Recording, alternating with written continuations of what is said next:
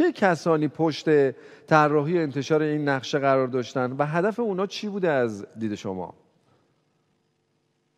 خدمت شما و بینندگان عزیز عرض کنم که دشمن در صدد اختلاف بین دو ملت مسلمان و برادر افغانستان و ایران هست. اینو همه آگاهی داریم. بعد از اینی که مقام معظم رهبری در بیانات خودش می‌فرماید که کمربند ایمنی را یا کمربند دفاعی را از افغانستان و عراق و یمن و همچنین ایران و سوریه و فلسطین ببندین، دشمن در صدد این برآمدن که محور مقاومت رو تضعیف کنه. لذا آمدن این دسیسه نقشه بزرگ افغانستان را ساختن که به این کار گروهک‌های ضد نظام و ضد مقاومت هست و اون چی که ما اطلاع داریم از افغانستان و این کار طالبان نیست و طالبان این رو تایید نکرده است. این کار